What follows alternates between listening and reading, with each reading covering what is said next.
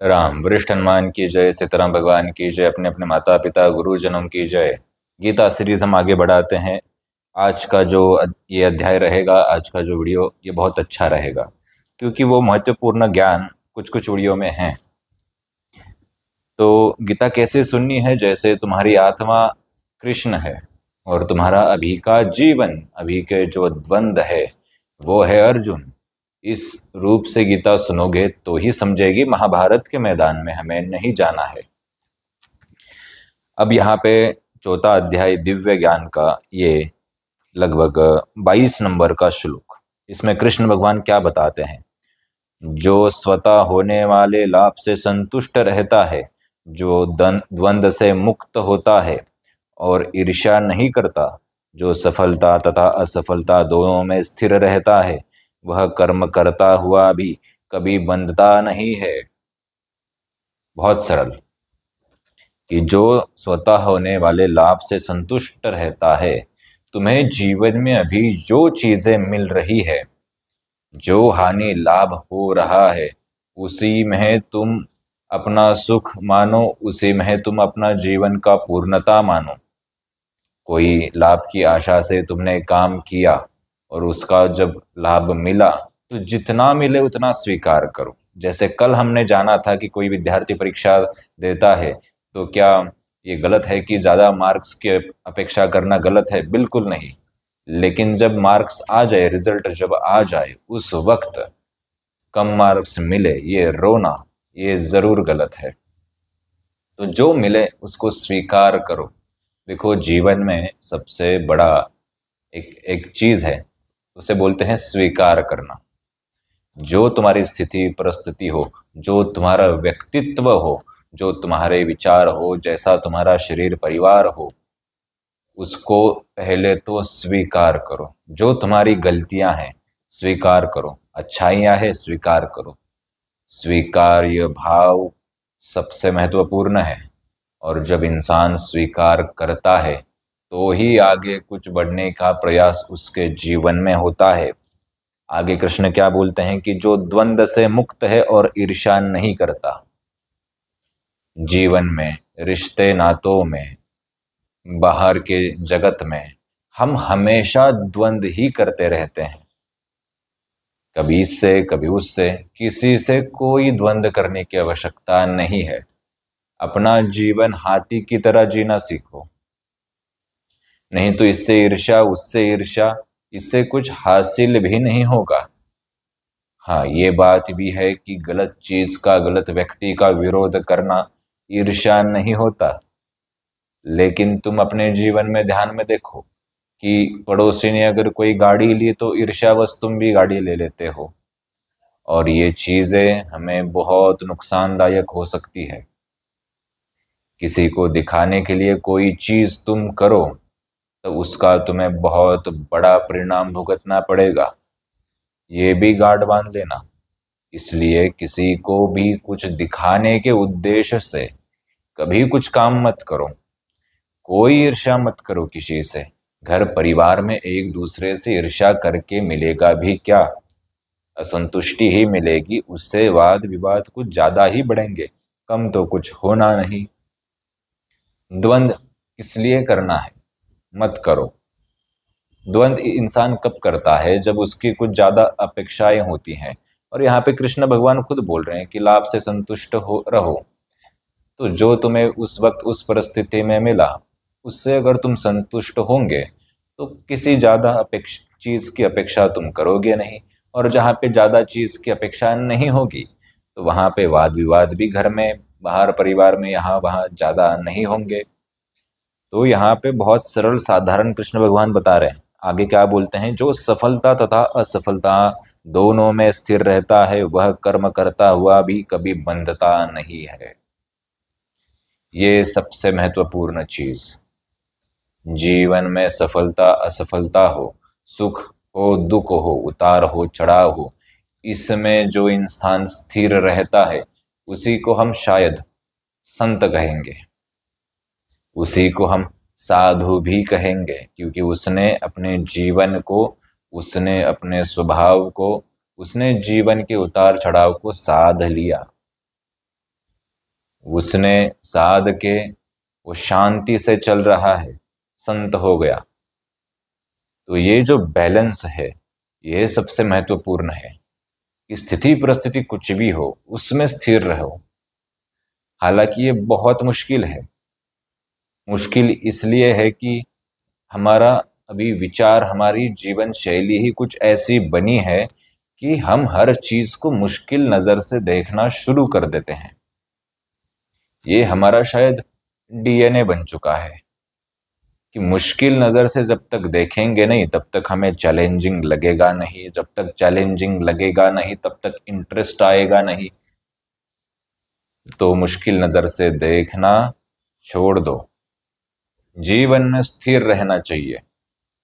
जैसे हमने कहा विद्यार्थी की परीक्षा है तो वो उस वक्त स्थिर होना चाहिए जब परिणाम आए, रिजल्ट आए। ये स्थिरता बहुत ज़रूरी है। अभी कुछ वक्त पहले हमारे किसी शिष्य ने कहा कि महाराज हमने इतनी मेहनत की थी 6 महीना इस काम के ऊपर, और किसी कारणवश वो पूरा काम खराब हो गया, वो पूरा काम नष्ट हो गया। अब 6 महीने हमारे चले गए। तो हमने उसे कहा कोई चिंता नहीं, वापस बना लेना। नहीं तो उसको कहते कि नहीं नहीं ये तो बहुत गलत हुआ, अब तुम्हारी मेहनत चली गई, अब क्या होगा। चली गई तो चली गई, अब उसके ऊपर चर्चा करके कुछ उपयोग है? बिल्कुल नहीं। हाँ, उससे बोध ले सकते हैं कि उस वक्त हमने क्या गलती की, आगे नहीं करेंगे। लेकिन ये पश्चाताप हर बार करते रहे ना कि हमसे भूतकाल में ये गलती हुई, ये तुम्हारे जीवन को, तुम्हारे मन को, रिश्ते नातों को हमेशा पीछे ही खींचेगा। ये बात ध्यान में रखो। इसलिए हर स्थिति परिस्थिति में स्थिर रहो। आज से ये अभ्यास शुरू करो स्थिर रहने का। और जैसा ही तुम स्थिर रहने का शुरू करोगे, यकीन मानो 50% तुम्हारी चिंताएं वैसे ही खत्म हो जाएंगी। कोई तुमको गाली दे, कुछ बोले, घर का बात कर रहा हूं, कोई ये करे, कोई कुछ भी करे, तुम ना ज्यादा उत्तर दो ना ज्यादा रिएक्ट करो, तुम बस मुस्कुराओ। तुम्हें परिणाम कुछ अलग दिखेंगे। आगे हम बढ़ते हैं। 23 नंबर का श्लोक। जो पुरुष प्रकृति के गुणों के प्रति अनासक्त है और जो दिव्य ज्ञान में पूर्णतः स्थित है, उसके सारे कर्म ब्रह्म में लीन हो जाते हैं। क्या बोला है यहाँ पे कि जो पुरुष प्रकृति के गुणों के प्रति अनासक्त है। पहली चीज तो आसक्त और अनासक्त होता क्या है। आसक्त मतलब चाहिए ही, इच्छा करना नहीं, परिणाम की अपेक्षा करना नहीं। परिणाम के बाद भी जब परिणाम मिल जाए तो नहीं नहीं नहीं ऐसा नहीं, गलत है ये वगैरह वगैरह। इच्छा करो, कोई चिंता नहीं, लेकिन चाहिए ऐसा ही है, ऐसा ही, ये आसक्ति है। अनासक्ति ऐसा कुछ भी नहीं है। मिला तो ठीक, जो परिणाम मिले उसको हम स्वीकार करेंगे, ये है अनासक्ति। तो यहाँ पे जो अनासक्त है वो दिव्य ज्ञान में पूर्णतः स्थित होता है और उसके सारे कर्म ब्रह्म में लीन हो जाते हैं। मतलब यहाँ पे कृष्ण भगवान साफ बता रहे हैं, आसक्ति और अनासक्ति बहुत बड़ा विषय है। और तुम्हें अनासक्त होके अगर तुम उस वक्त काम करोगे, जीवन जियोगे, तो तुम्हारी वो जीवन जीने की कला साधना बन जाएगी, वही तुम्हारा तप बन जाएगा। और ऐसा व्यक्ति ब्रह्म में लीन हो जाता है। इसका अर्थ ये नहीं कि हमने इच्छाएं करना छोड़ देना। ठीक है, किसी चीज को प्रेम करना, चाहना, इच्छा करना, ये गलत नहीं है। लेकिन जब बोलते हैं ना कि हम ज्यादा पजेसिव हैं, हमें चाहिए ही, हम उसको इतने बंधन में रख देते हैं कि बस ये चीजें बहुत घातक है, ये आसक्ति है। इसलिए अपने जीवन अनासक्त होके जियो। आसक्ति और अनासक्ति के विषय में हम कभी बहुत डिटेल में और गहराई में बोलने वाले हैं, तब तुम्हें ये विषय अच्छे से समझेगा। और 24 नंबर का श्लोक। जो व्यक्ति कृष्ण भाव, जो मतलब भक्ति में पूर्णतः लीन रहता है, उसे अपने आध्यात्मिक कर्मों के योगदान के कारण अवश्य ही भगवत धाम की प्राप्ति होती है, क्योंकि उसमें हवन आध्यात्मिक होता है और हवि आध्यात्मिक होती है। यहाँ पे क्या बोला कि जो हमेशा भक्ति में रहता है, जो अपने हर काम को भगवान को समर्पित करके करता है, छोटा मोटा जो भी काम कर रहा हो उसको समर्पित करके करो। जो भी सामने वाले की सेवा हो रही है उसको भगवान की सेवा समझ के करो। जीवन का प्रतिक्षण आनंद से जीना शुरू करो, भले स्थिति परिस्थिति कुछ भी हो। तो वो शुद्ध भक्ति भी कहलाएगी, वो एक तरह का हवन भी कहलाएगा। कैसा हवन? देखो, मन को नियंत्रित रखना, मन को बैलेंस रखना हर स्थिति परिस्थिति में हवन ही है। तुम उसमें अपने विचारों की, आदतों की, गलत चीज़ों की जो तुम्हें पीछे खींचती है, गलत मानसिक आदतों की जो तुम्हें लग चुकी हैं, उसका तुम आहुति दे देते हो, ये भी एक तरह का हवन ही है। तो उसकी ही चर्चा यहाँ पे की गई है। बहुत से विद्वान ये सारे श्लोकों को अलग अपने विषय से, अपने नज़र से बता सकते हैं, और वो भी सारे विद्वान सही है, क्योंकि गीता के एक एक श्लोक के हजारों लाखों अर्थ निकल सकते हैं। तो सारे अर्थ अपने आप में पूर्ण है।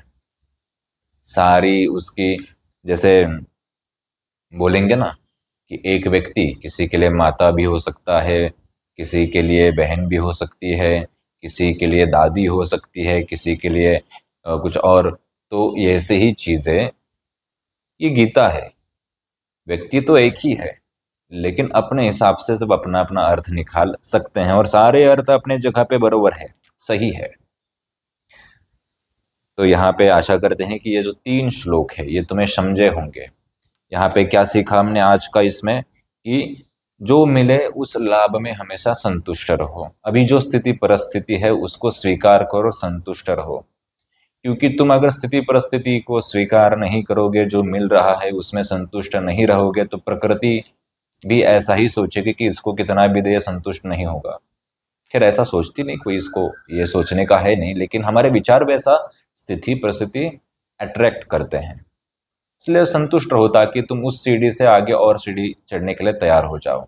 स्वीकार करो, प्रकृति भी उससे तुम्हें बहुत मदद करेगी, ये ब्रह्मांड भी तुम्हें उस फिर बहुत मदद करेगा जब तुम चीज़ें स्वीकारोगे।